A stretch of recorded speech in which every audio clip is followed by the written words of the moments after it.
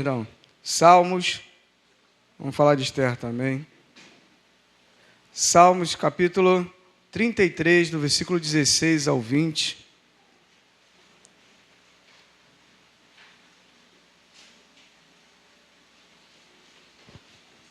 Amém.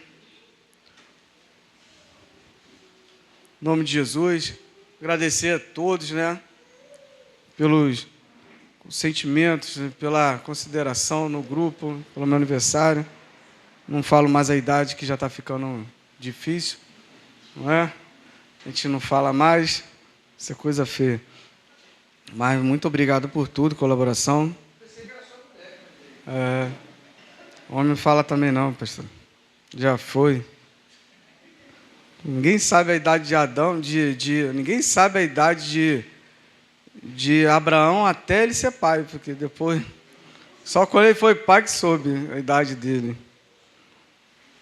Diz assim a palavra, Salmos 33, versículo 16 e 20. A minha versão é a nova versão de linguagem atual, mas bem explicativa ela.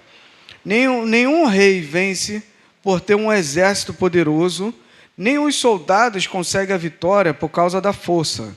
Não são os cavalos de guerra que ganham a batalha. A sua grande força não pode salvar ninguém. É o Senhor que protege aqueles que temem, e é Ele quem guarda aqueles que confiam no seu amor.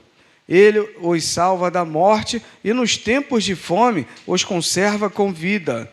Nós pomos a nossa esperança em Deus, o Senhor, e é Ele a nossa ajuda e o nosso escudo. Amém, irmãos? Sente-se aí no nome de Jesus, para a glória de Deus. Aplauda o nome do nosso Senhor.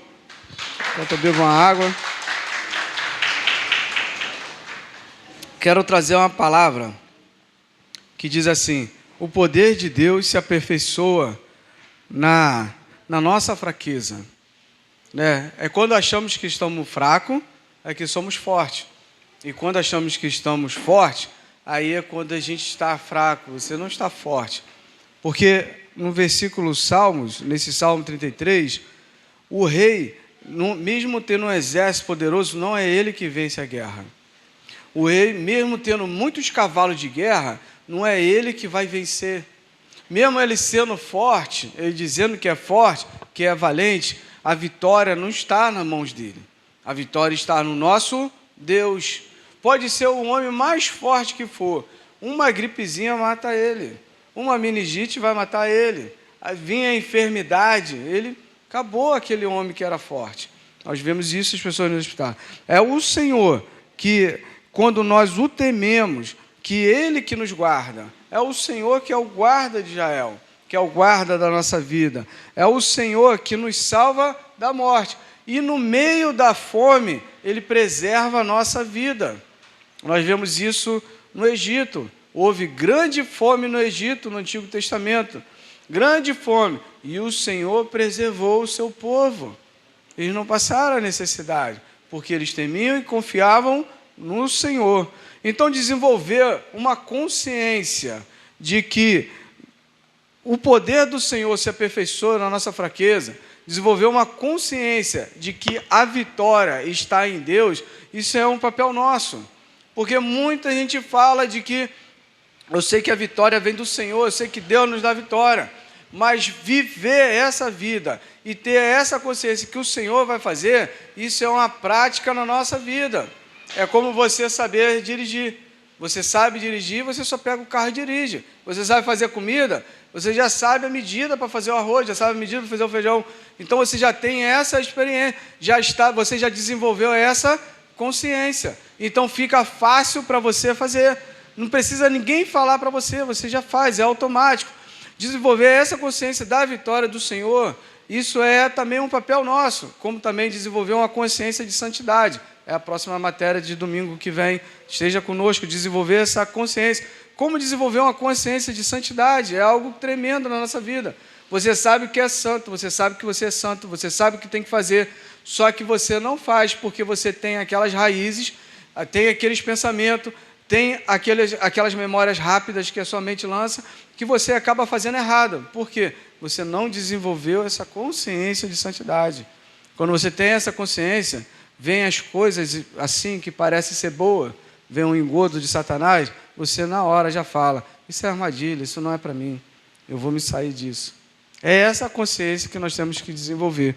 Então, no salmista, aqui, ele vai dizer para nós confiarmos no Senhor, pomos a nossa esperança em Deus, que Ele é a nossa ajuda e o nosso escudo. Então, a gente entende que tudo que eu tenho, que tudo que eu sou, que o que nós formos, como nós somos formados, em nada adianta se o Senhor não estiver conosco. Se o Senhor não for o nosso escudo, se a ajuda não vir do Senhor, isso nada adianta. Eu tenho uma família, eu tenho uma casa, eu tenho o meu trabalho. O Senhor, se não for o Senhor na sua vida, isso não é nada. Em vão é isso na nossa vida. Amém, irmãos? Em Romanos 8, para desenvolver essa consciência, 8,37 diz assim: em todas essas coisas, porém, somos mais que vencedores, por meio daquele que nos amou. Então, somos mais que vencedores por meio daquele de quem nos amou, por meio de Jesus Cristo e Deus. Se não são eles, se nós não estamos nele, não temos vitória. Não há vitória, porque eu sei que não há vitória. Porque eu sei que nós sabemos que teremos vida eterna. A nossa vida não é só aqui. A palavra de Deus diz que nós somos cidadãos dos céus. A palavra do Senhor diz que nós fomos comprados com preço de sangue. Foi pago um preço pela nossa vida. E essa vida nós estaremos no céu por toda a eternidade com o nosso Deus. Isso nós temos, é essa consciência. Então, se nós não entendemos que sem Cristo não alcançamos essa vitória, em vão é a nossa vida, porque te levou ao inferno, te levou à ausência de Deus. O que adianta morrermos e sermos levados para longe do Senhor? Para onde que é? Daquele que dá a paz, daquele que dá o amor, daquele que dá o sustento, daquele que provê da nossa vida. O que adianta estar longe disso? Então, somente em Cristo Jesus. E em 1 Coríntios 15, 57 diz assim: a graça de Deus que nos dá a vitória por intermédio do nosso Senhor Jesus Cristo. A graça do nosso Senhor Jesus Cristo que nos dá a vitória.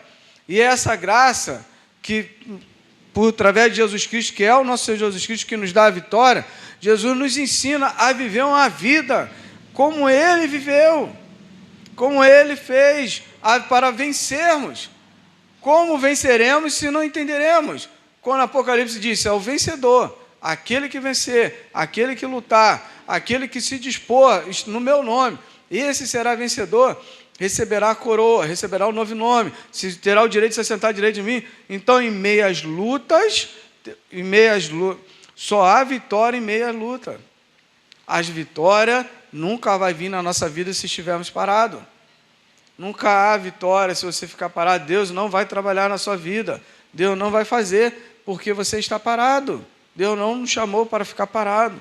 Deus nos chamou para nos movimentarmos, para agirmos, termos atitudes. São nas nossas atitudes que o Senhor é glorificado. São no nosso agir que o Senhor, Ele opera na nossa vida. E mediante a graça do nosso Senhor Jesus Cristo. E essa graça o Senhor nos ensina, que é Ele, que somente nele alcançaremos essa vitória. E Apocalipse diz também, 2, 21, 7, fala assim: o vencedor herdará essas coisas, e eu lhe serei Deus, e ele me será filho. Então, há uma luta que nós temos na nossa vida até chegarmos ao céu. E essa luta ela é real na nossa vida, ela existe, teremos que lutar. E esse inimigo é o Satanás na nossa vida. Satanás o tempo todo ele tenta nos parar, tenta nos tirar da presença de Deus. É o trabalho dele. E no livro de Gênesis, ele estava lá no capítulo 13, ele estava lá perante a mulher, e ele fala para a mulher, ele chama Deus de mentiroso. Ele fala para a mulher, olha, Deus mentiu para você, porque certamente se tu comer dessa árvore, você vai viver. E a mulher não entendeu e comeu. E a palavra se cumpriu, ela morreu. Morreu fisicamente? Não. Mas morreu espiritualmente para o Senhor. Porque a partir desse momento nunca mais nós tivemos a plena convicção, até Cristo Jesus, de estarmos na presença de Deus, de desfrutarmos o amor do Senhor, de desfrutarmos a paz que excede todo entendimento humano. Tudo isso foi perdido por causa do pecado. E Satanás até hoje ele fica mentindo essas coisas. Até hoje ele está disturbando a Bíblia. Até hoje ele lança palavras para nos enganar. Se nós não entendemos que a nossa vitória está em Cristo e somente nele nós conseguiremos vencer, se não entendemos que como Jesus fez, assim nós faremos, nós estamos perdidos. Andar como Jesus andou, fazer o que o nosso Senhor nos ensina. Quando nós vamos no Sermão do Monte, Lucas, no Mateus capítulo 5, 6, 7, ali isso é um manual todo para a nossa vida. Muitas das vezes você pode falar assim, eu não entendo muito as cartas de Paulo, porque as cartas de Paulo são as cartas da doutrina para a igreja. Mas se você ler Mateus 5, 6 e 7, Sermão do Monte, você vai entender o que o Senhor está pedindo da nossa vida. Uma vida de tranquilidade, uma vida de paz. Teremos aflições, teremos problemas? Teremos. Mas se você andar como Jesus, fazer o que o nosso Senhor nos ensina, teremos vida e vida em abundância. Teremos paz em meio a todos os problemas. Essa é a vitória que o Senhor Jesus Cristo veio nos dar. A vitória da vida eterna, de esperança. A nossa esperança não é nesse tempo presente, nem nesse mundo. Muito nos apegamos às coisas desse mundo. Queremos muito ser muito melhor nesse mundo. Mas Deus, Ele nos convida. Deus, Ele nos chama. Deus, Ele envia o servo para bater na nossa porta. Olha, existe um lugar que está preparado para vós. O banquete está todo preparado, a ceia está toda preparada. A mesa está posta. Esse lugar é infinitamente melhor do que aqui.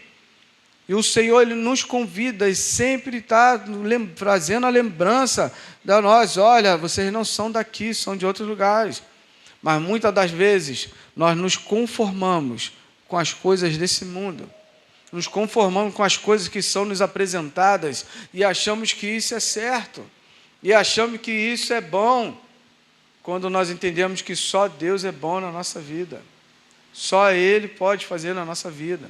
Só Ele pode mudar a nossa vida. Como você vê um ex-viciado, hoje deixando de ser, se transformando, sendo um servo do Senhor, um pastor.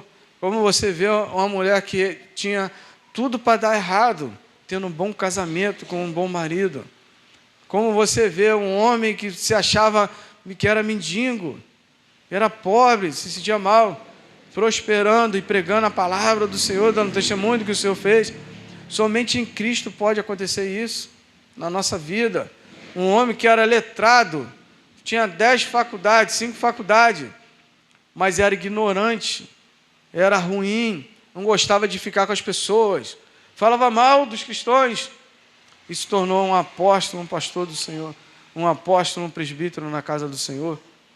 Somente em Cristo nós vemos essa transformação de vida. Essa é a vitória que o Senhor nos dá, essa mudança que Ele nos chama para nós vivermos. E muitas das vezes não entendemos. Estamos como um povo de Israel, que acreditava que quando o Senhor Jesus Cristo viria, o Messias viria, guerrearia com espada e feriria os inimigos. Só que os inimigos são filhos de Deus. Só que os inimigos são nossos irmãos. Eles não entenderam que a luta é contra Satanás, contra as hostes, contra os demônios. Eles não entenderam isso. Mas nós, como igreja do Senhor, devemos entender isso na nossa vida. E esse inimigo... E aqui eu quero trazer uma ilustração, uma palavra, que está no livro de Esther, no livro de Esther, capítulo 8. Deus, Ele não dá nada para nós sem lutas.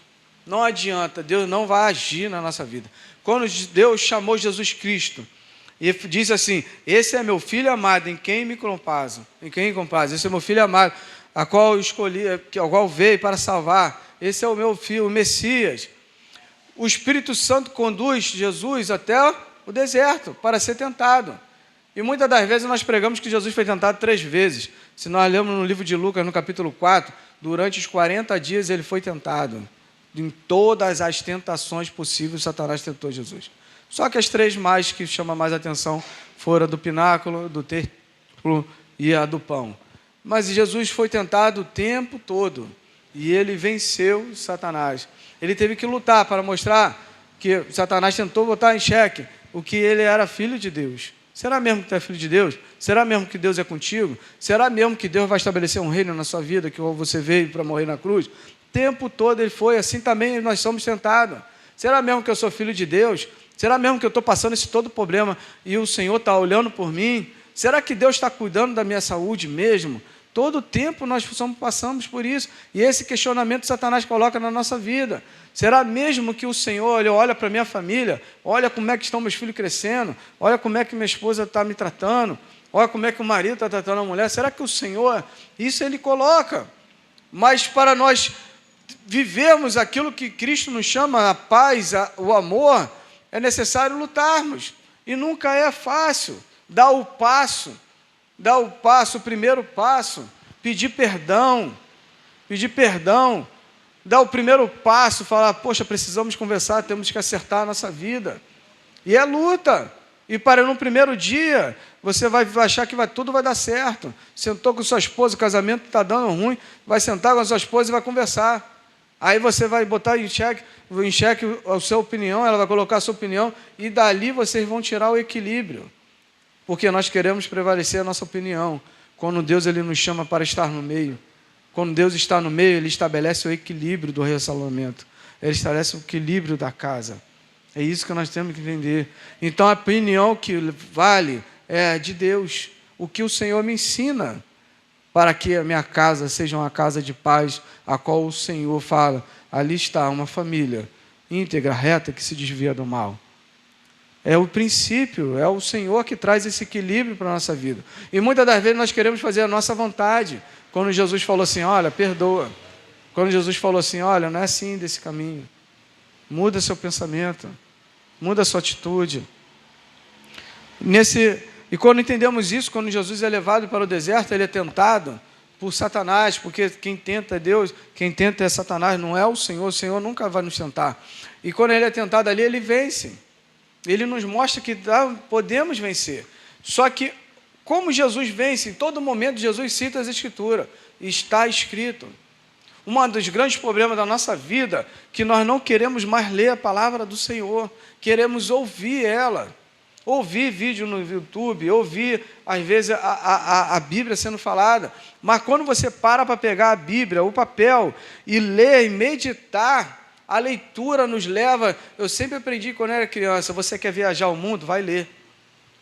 Quer viajar ao mundo? Leia.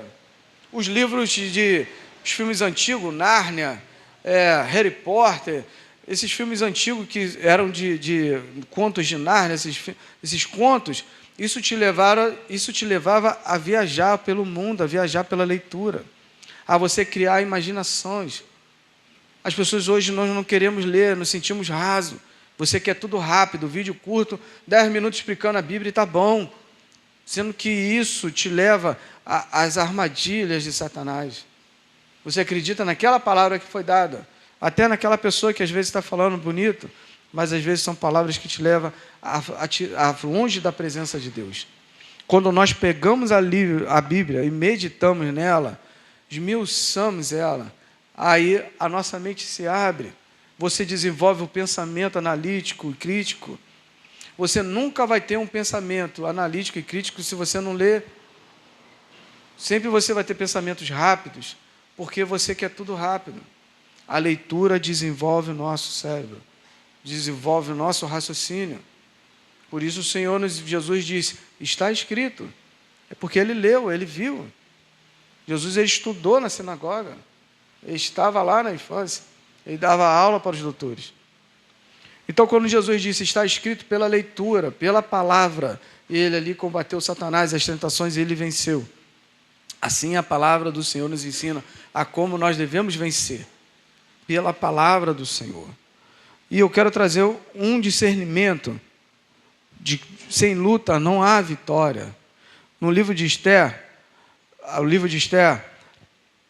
se levantou um homem chamado Amã, e queria destruir todos os judeus. Não queria nenhum judeu vivo, ninguém, não queria. Ele tinha raiva dos judeus. E ele conseguiu ser o primeiro ministro do rei. O primeiro ministro do rei da Pérsia. Essa história é até secular também, tá? Queria ser o primeiro ministro. E ali se levantou esse homem e conseguiu fazer com que o rei decretasse que todos os judeus fossem exterminados, fossem mortos pelo povo e os seus esposos fossem tomados. Que coisa triste. Aí se levantou, Deus sempre levanta pessoas. Deus sempre levanta profetas. Deus sempre vai levantar alguém para te falar da palavra do Senhor, para te trazer para o amor de Deus, para te trazer para a vitória. Deus sempre vai levantar. Assim seja na minha vida, seja na sua casa, seja no seu trabalho, seja onde estiver. Pode se levantar pessoas para querer te destruir, mas Deus vai te levantar homens para falar da palavra para você, para pregar para você, se não for você, a pessoa a qual Deus também vai usar. Deus, ele faz isso na nossa vida. E assim Deus levanta um homem chamado Mordecai para ali estar intercedendo pelo povo, pedindo pelo povo. Mas Mordecai não tinha acesso ao rei. Não tinha acesso ao rei, não tinha. Porque para ter acesso, ele era um chefe, mas sem acesso à presença do rei. Não podia chegar na presença. Todos que chegavam na presença do rei morriam. Se não tivesse permissão, morria. Mas Deus levanta uma mulher, chamada Esther, que no hebraico se chama Hadassah. Essa mulher se transforma, é chamada para ser rainha da Pérsia. O rei se encanta com ela, casa-se com ela, e ela se torna rainha da Pérsia. E ela era judia, era da nacionalidade judia. E ali ela fica sabendo do decreto por causa de Amã. Deus prepara ela para trazer salvação para o seu povo. E ali a gente sabendo a história, ela vai fazer um banquete, e ali ela vai pedir para o rei, porque o seu povo vai ser exterminado, e ela também será. O rei fica muito indignado, porque Amã, ele agiu de duplicidade ao favor do rei. E ali a gente entende, e dali Deus trabalha, Deus ele vê o rei vê o ato de Mordecai, que uma vez lutou e salvou o rei de pessoas que queriam matar. O rei chama ele à sua presença. Nós vemos que isso é tudo agir de Deus. E ali naquele momento, o Esther intercede pelo povo, e ali Amã é morto, é enforcado, a mesma forca que ele levantou para matar Mordecai, ele é enforcado. Essa é a história. Mas o que eu quero chegar no capítulo 8, vai dizer isso aqui. No versículo 1. Naquele mesmo dia, deu o rei Assuero, a rainha Esther, a casa de Amã, porque ele foi morto por causa que Esther intercedeu, pedindo para o rei que não acontecesse isso. E o inimigo dos judeus. E Mordecai apresentou-se perante o rei, pois Esther tinha declarado o que ele era.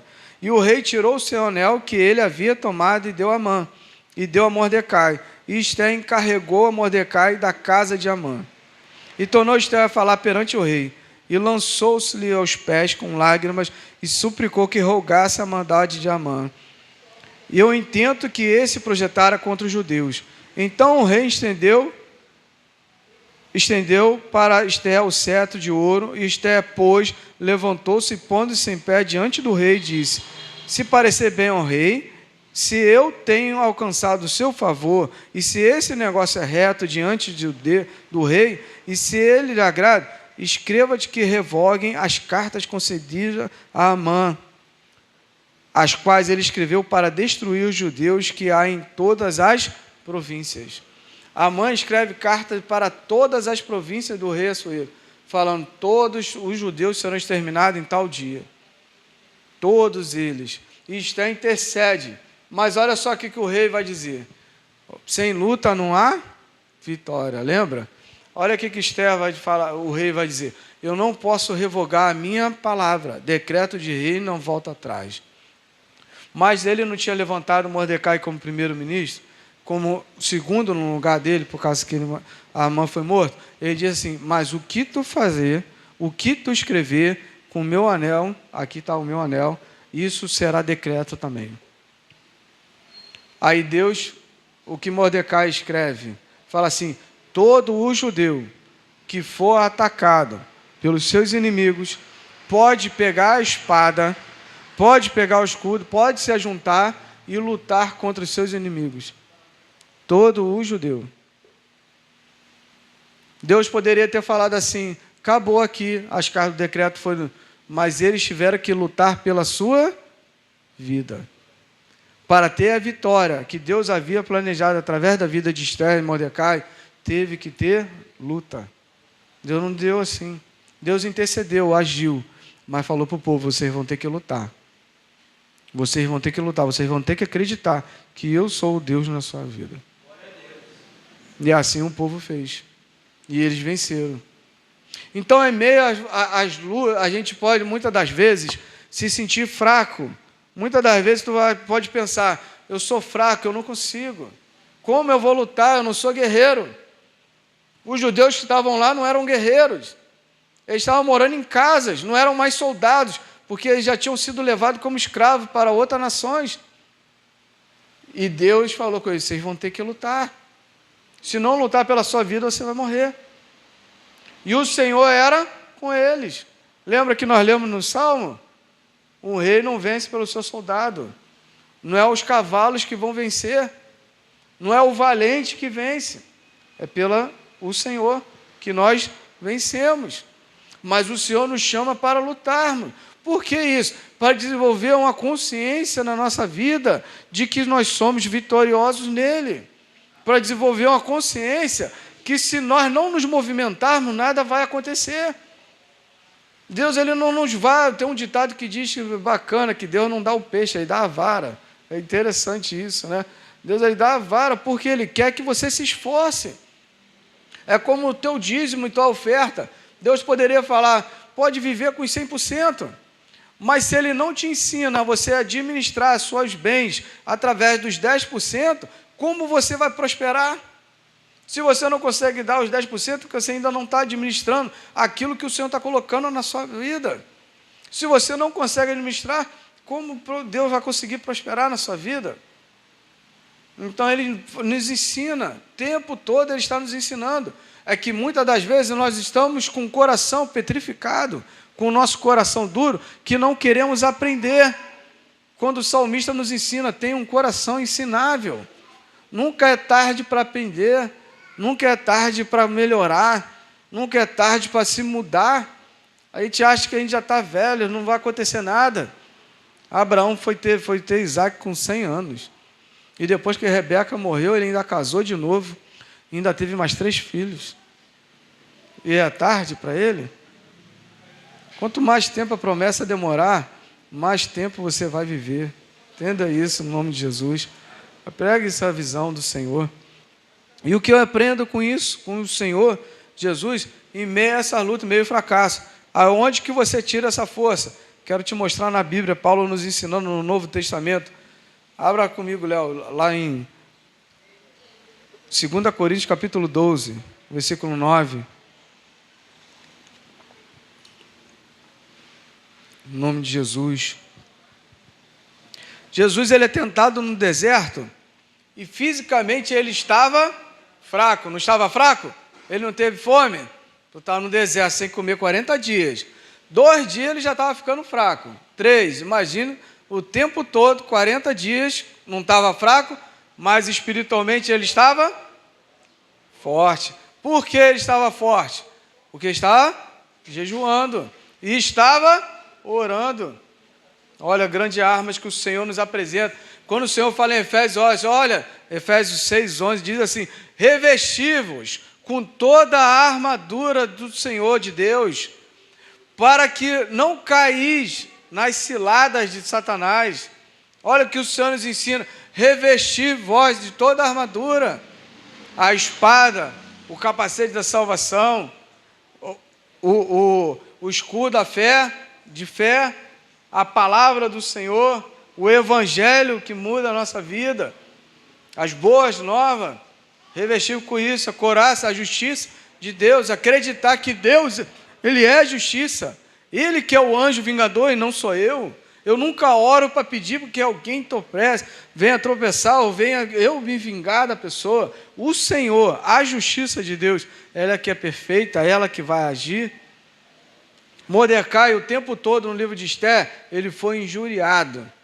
O tempo todo ele foi injuriado. Mas a justiça de Deus, ela é divina.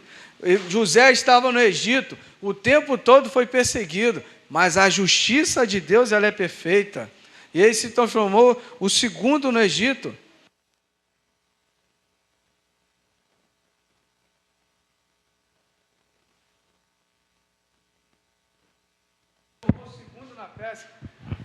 Olha como é que é a justiça de Deus na nossa vida. A gente só tem que fazer a nossa vida. José estava orando e se agarrou às palavras a qual Deus havia falado com ele. Mordecai estava orando em jejum e se agarrou às palavras de vida eterna. Entenda isso. E Jesus estava forte. E Paulo vai declarar assim no versículo 9, para a gente finalizar, diz assim: entretanto, ele me declarou. Paulo estava dizendo isso aqui. Entretanto, Deus me declarou. Paulo está sendo esbofeteado e pediu o Senhor ajuda. Ô Senhor, olha aí o que está acontecendo. Olha os meus problemas. E Paulo fala assim: e Deus me declarou, a minha graça te é suficiente. Deus falou para Paulo assim: a minha graça é suficiente para você. A graça de Deus é suficiente para a nossa vida. Mas ele falou assim: pois o meu poder se aperfeiçoa na fraqueza. É na minha fraqueza, é na fraqueza que o poder de Deus é aperfeiçoado na nossa vida. Quando entendemos isso, que é nessa fraqueza que o Senhor aperfeiçoa, você pode falar: eu tenho algo que é fraco na minha vida, eu quero melhorar isso. É aí que o poder do Senhor vai aperfeiçoar. Mas aí você tem que fazer, você tem que agir, não é ficar parado: Senhor, eu sou fraco nisso, o Senhor sabe e acabou. Aí vem a tentação. Mas você está orando? Você está fortalecendo o seu espírito? Você está fortalecendo a sua vida? Vai vir um problema e você vai cair. Aí Paulo vai nos ensinar. Agora Paulo diz: sendo assim, de boa vontade, me gloriei nas minhas fraquezas.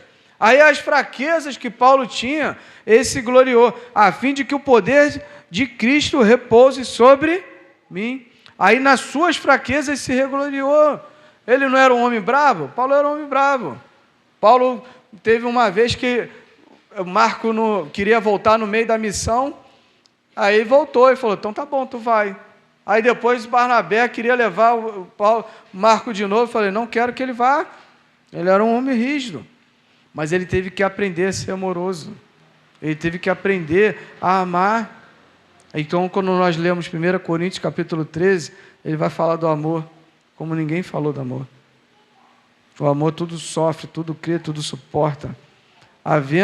Pode vir as profecias, havendo fé, o amor sempre prevalecerá. Olha aí, quando nós vemos que a fraqueza aperfeiçoa, na nossa fraqueza o poder de Deus é aperfeiçoado. E para a gente terminar aqui no versículo 10 diz assim: por esse motivo, por amor de Cristo, posso ser feliz. Aqui está o segredo que Paulo nos ensina.